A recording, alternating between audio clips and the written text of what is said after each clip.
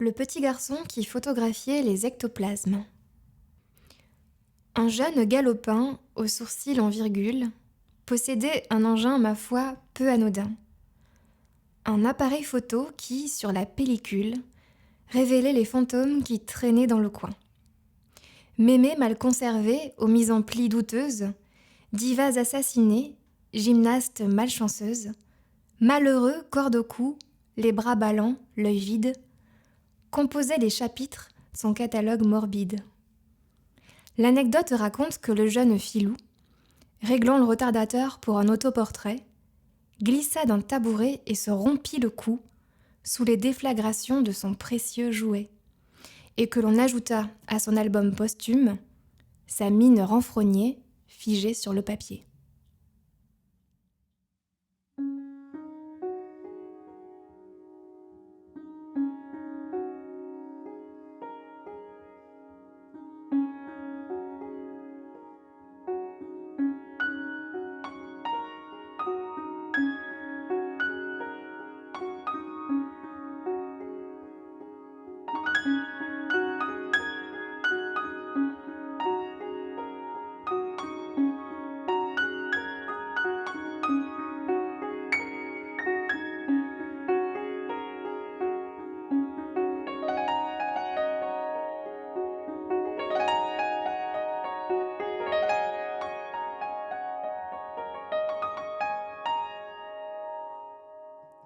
La sirène asthmatique.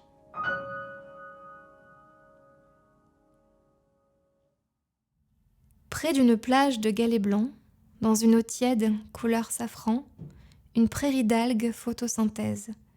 3 crustacés se mettent à l'aise. Dans cette étendue peu profonde s'est établie une jolie blonde, recouverte des pieds aux hanches, d'écailles molles d'un bleu pervenche. Bien que jolie par sa frimousse, gracieuse lorsqu'elle se trémousse, notre sirène n'est pas en forme. Teint palichon et tout aphone. Et lorsqu'elle se sent ramollie, respire au-dessus des clapotis, car elle peine à utiliser l'oxygène de la mer salée. Notre sirène est asthmatique. Pressentez-vous sa fin tragique ? Il suffit que 4 pêcheurs amarrassent sur son secteur, tandis que la mignonne dormait, les yeux mi-clos, les poings fermés. Elle se réveilla souffle court, chercha de l'air au-dessus, autour, mais ne trouva que le plancher des 4 rafiots bien rangés. Prisonnière de son élément, la douce môme s'asphyxia, puis son corps délicatement le sol de galets caressa.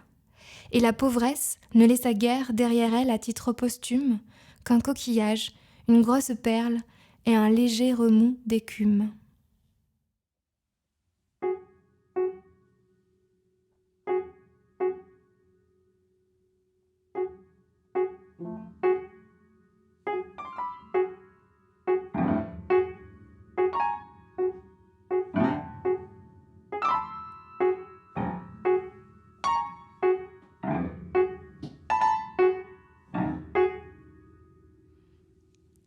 Récit de l'idylle impossible entre une jeune Andalouse rêvant à sa fenêtre un soir d'hiver et un pigeon gris cendré un peu trop tête en l'air.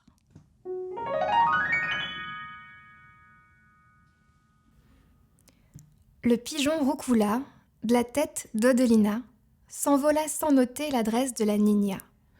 Et cette histoire naît d'un froissement de plumes, d'un regard hésitant, d'un frisson sous la lune, à peine commencée sur la buée d'une vitre, s'avéra tristement plus courte que son titre.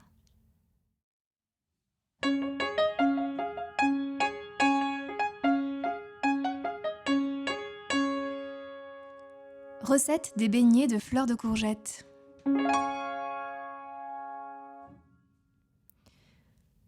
Mêlez la veille au soir farine, œufs, huile et lait. Battez avec ardeur dans un coin réservé. Mettez le nez dehors quand point à peine l'aurore, car elles aiment s'ouvrir quand vous dormez encore. Armez-vous d'une paire de ciseaux approchés, vous des plants de courgettes sur la pointe des pieds. Et tandis qu'elles profitent doucement du matin, visez leurs coups fragiles, tranchés avec entrain. Pour des beignets parfaits qui craquent sous la dent, travailler la fleur fraîche, le pétale éclatant. Lavez abondamment les têtes encore ouvertes, arrachez les pistils, débusquez les insectes. Et tandis que votre huile crépite à vos oreilles, noyez-les une à une dans la pâte de la veille. Lorsque l'huile est brûlante, d'un geste maîtrisé, disposez en quinconce les fleurs décapitées.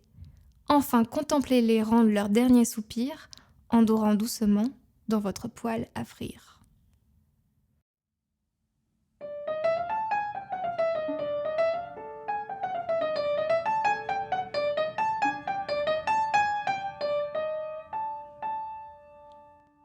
Le hérisson qui se prenait pour une boule de coton.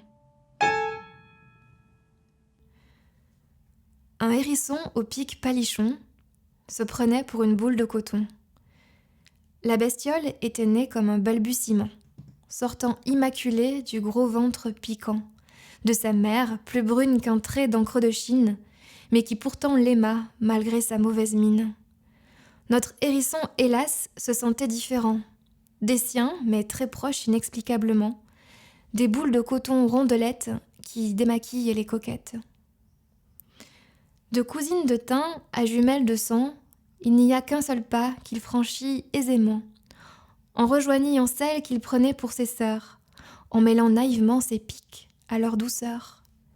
Sa mère le pleura, mais il vécut heureux, jusqu'au jour où le sort lui en voulut un peu. Une main, aux ongles faits, lui fit voir le dehors, et contre une joue poudrée pressa son petit corps. Plutôt qu'ôter le phare, il lui griffa la chair, et laissa sur sa peau une fort vilaine affaire. La môme défigurée hurla tel un vieux loup, puis d'un coup de talon lui déboîta le cou. Et il finit ses jours, sans le moindre prestige, entre un mouchoir crasseux et un vieux coton-tige.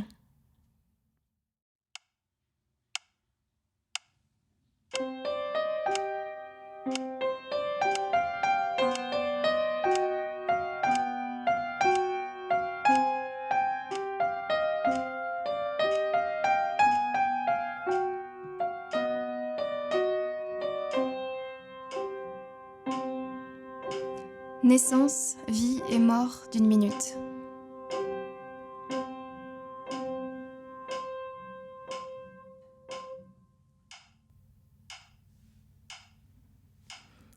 Un battement, la vie, l'urgence, une fille qui danse, un bruit de chance, un frisson, dans l'échine, une épine, 2 frissons, 10 battements, la douceur, on a le temps, on prend le temps, un froissement d'air, un goût de vent, un coussin mou, orange amère, chocolat blanc, 20 battements, midi tout le temps, on mange, on dévore, on s'empiffre, on choisit, tout, on choisit rien, on prend tout, 30, la patience, la paresse, la floraison, la tendresse, un carillon, on l'entend, pas loin, trop près, on s'y met, 40, les tartes aux pommes, les mirabelles, on s'en rappelle, lentes, les chansons, un frisson, dans l'échine, une comptine, 2 frissons, 50 battements, un de plus, un autre, trop vite, un blanc, une odeur, une douleur, le souvenir d'une urgence, d'une danse.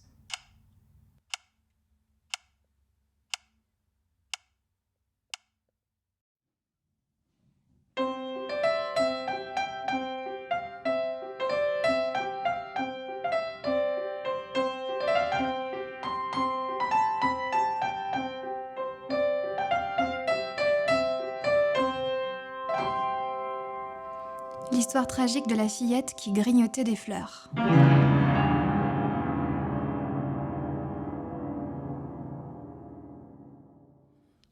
Un épi, des fossettes, un teint de rose crocus. L'héroïne de ce conte avait 8 ans, pas plus.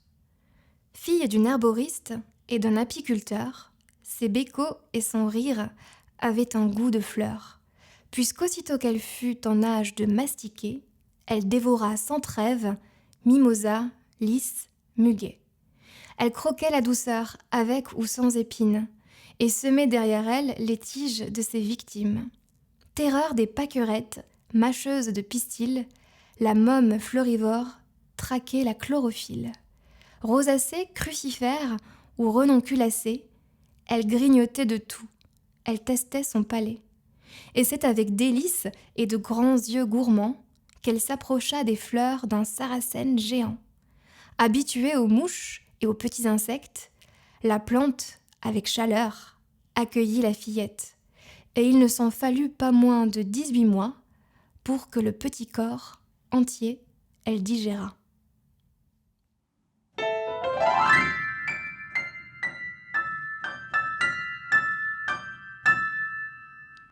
La fourchette. Un homme bien sous tout rapport aimait d'amour une fourchette.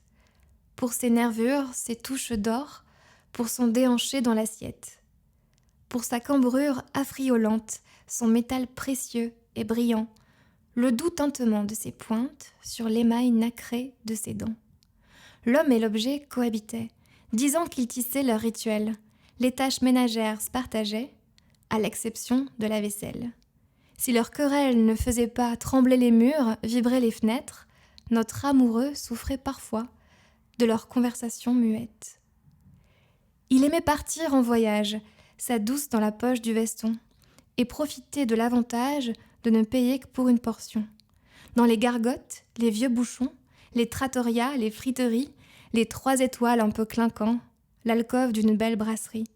Dans les bistrots aux airs d'antan, en salle, en terrasse, à l'ombre, pour les petits plats comme les grands, il dégainait sa chair et tendre. Il aimait la voir déchirer la chair d'une bavette juteuse, ou doucement l'entortiller de tagliatelles crémeuses, la sentir froide sur son palais, la malmener langoureusement, la déshabiller de ses mets, parfois un peu brutalement. Goûter ses parfums, ses textures, ses sucs, ses piments, ses tanins, la faire crisser sous sa denture, plonger dans un émoi certain. Un fait divers inexplicable, dans un journal de seconde main, nous raconta sa fin tragique entre Plougastel et Kersin, dans une chambre d'hôtel coquette.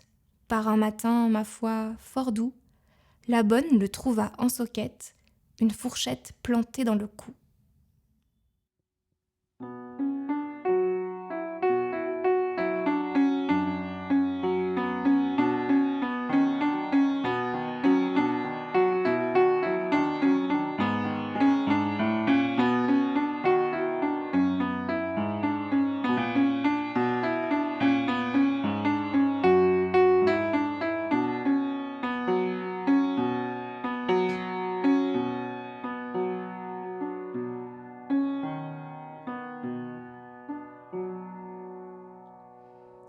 Le vampire hémophile.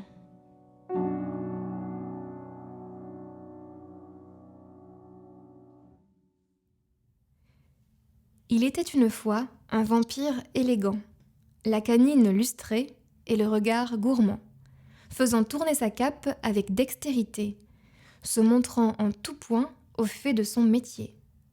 Lorsque le gosier sec, il s'en allait chasser, le vin vermeil sucré de bambins grassouillés, en parfait connaisseur, il était avisé que d'un corps jeune et gras perle un sang parfumé.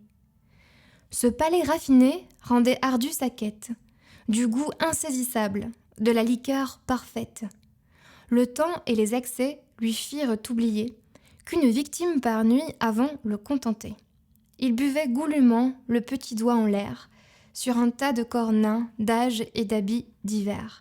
Pour 3 gouttes d'extase, en 600 ans de chasse, il décima 3504 villages. Une jolie tête blonde, aux cils bruns et graciles, le mena à sa perte par une nuit d'avril. Alors que rassasié après un bon dîner, il perçut le fumet que la môme exhalait. Mêlant jasmin, thé vert, chocolat noir amer, la doucette transpirait l'odeur d'un bon dessert.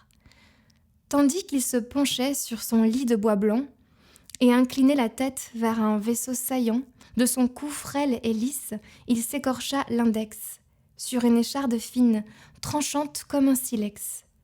Un sang noir et épais jaillit, s'éternisa, dans un flot continu qui son grand corps vida, si bien qu'il ne resta du vampire distingué qu'un grand tas de peau flasque et 2 dents aiguisées.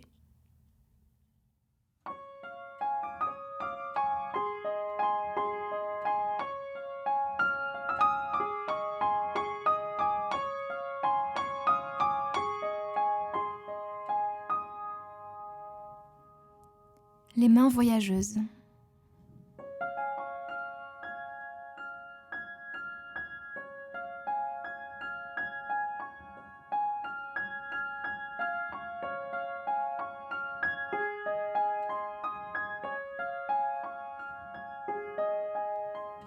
Elle cavale acrobate sous mes creux dans mes plis, morsure d'ongles hurlante, je me concentre,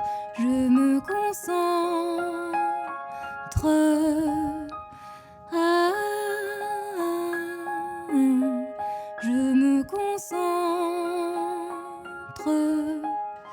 sur le petit bout de peau qu'elles n'ont pas visité. Les poignets qui dérapent sur mes mousses, mes orties, vers les cimes de mes tempes, je me concentre,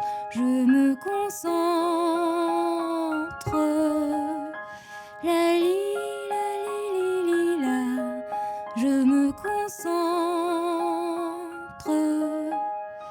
sur le petit bout de peau qu'elles n'ont pas visité.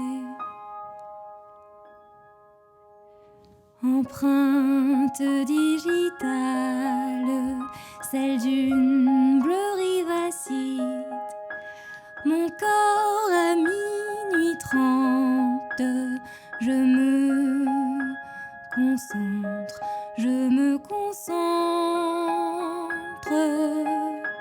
Ah, je me concentre sur le petit bout de peau qu'elles n'ont pas visité.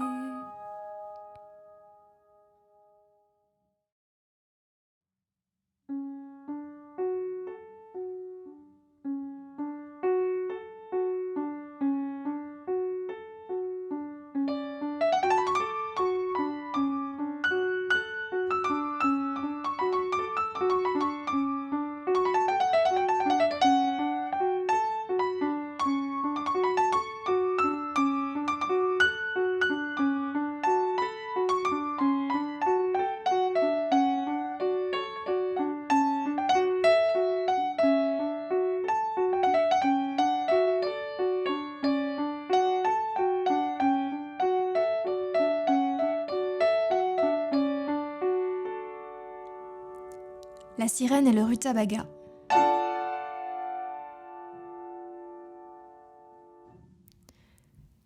Elle créchait chambre 12, hôpital de Quimper, et dans un coquillage appelait l'infirmière. C'est un rutabaga qui condamnait Mimi, un gros nœud dégoûtant niché sur son coccyx. Ventrue, l'indésirable la bloquait en dessous, si bien qu'elle ne pouvait plier ses gros genoux. Gigoteuse du haut et rigide du bas, Mimi perdait la boule et découpait ses draps, en écailles râpeuses d'autant de tons pastels qu'elle se collait la nuit des hanches jusqu'aux orteils. Parfois, plus téméraire, elle voyageait assise, campait sur son fauteuil qu'elle maniait, précise, pour chipper aux patients en phase terminale leur savonnette rose à l'odeur d'hôpital, qu'elle débitait ensuite, la mine réjouie, en miettes dont elle sucrait ses longs bains de minuit. Là, perdue dans les bulles, nue, elle s'abandonnait. Au regard de la lune, là, elle se convainquait que le légume racine qui lui bouffait les os la transformait en douce, en créature de l'eau. Des vols de savonnette au cru de salle de bain, le personnel alerte collait Mimi au train. Mais elle sut profiter d'une pause cigarette pour prendre sans effort la poudre d'escampette. Elle roula jusqu'au port sur son fauteuil grinçant. Elle roula jusqu'à l'eau et s'y jeta dedans. Et c'est sous les rayons d'une lune aimante et pleine qu'elle respira de l'eau et mourut en sirène.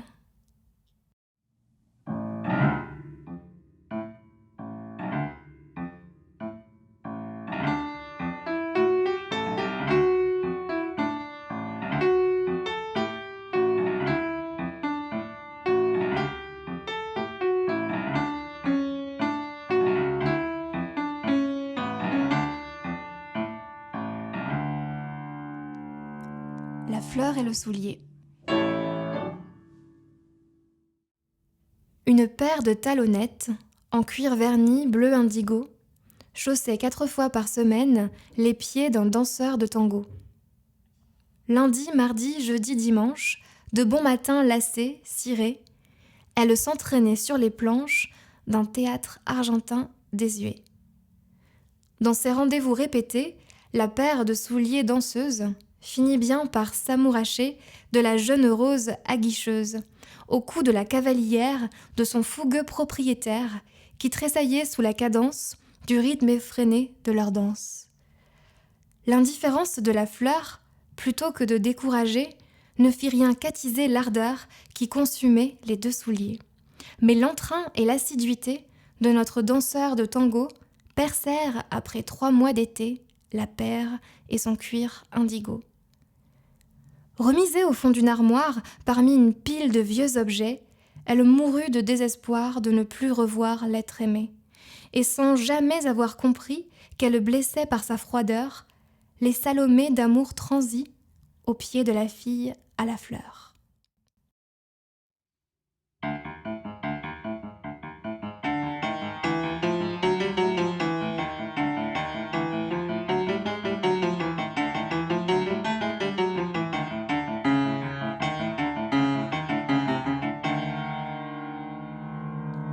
L'escalier.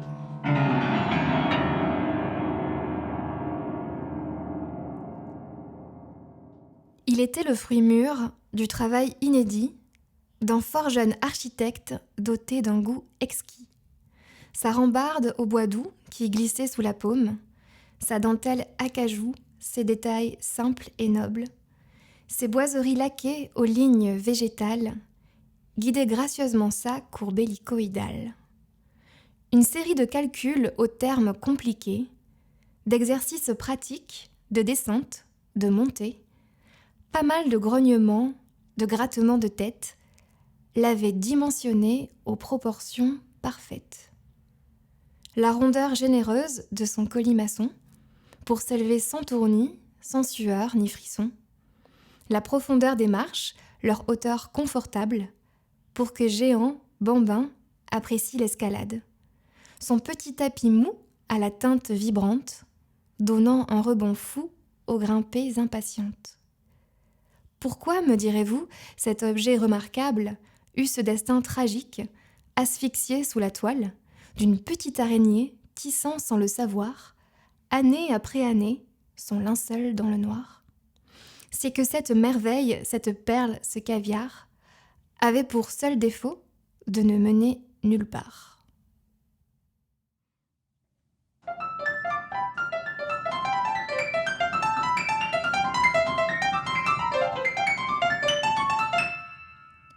Journal intime d'un pommeau de douche.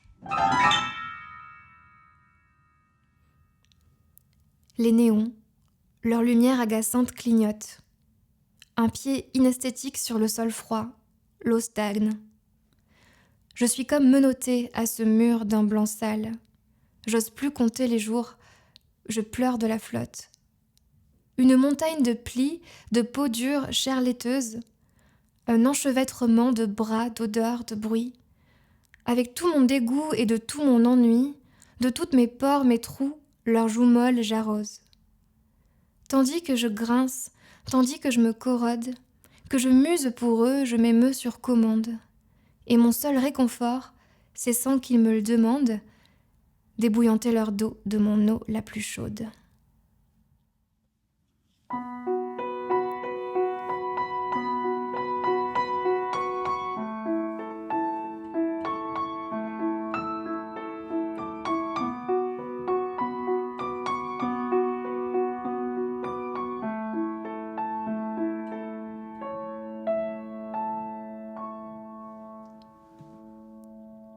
Où on apprend ce que deviennent les chansons qui ne sont plus chantées par personne.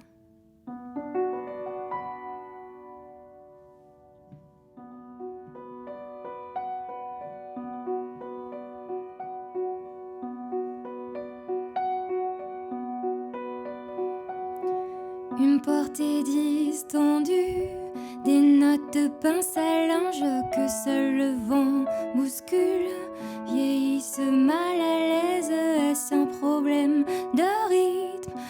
cadence endormie. Est-ce une histoire de temps? Est-ce une histoire d'ennui? Où finissent les sons disloqués, les échos perdus, ces bribes de vieux frissons? Y a-t-il une toile où se prennent les mots suspendus, les rimes avec ton prénom?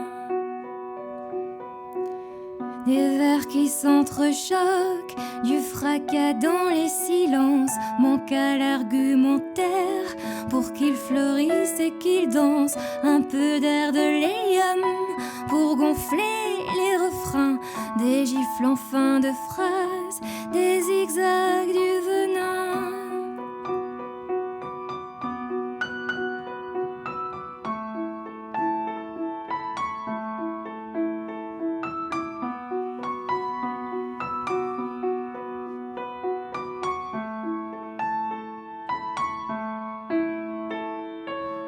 L'encre se fait la malle, la feuille se contorsionne, alors que leur fantôme s'égosille, affonne. Les mots jamais chantés, poussiéreux dépassés, se diluent dans la nuit, se déposent en rosée où finissent les sons disloqués, les échos perdus, ces bribes de vieux frissons. Y a-t-il une toile où se prennent les mots suspendus?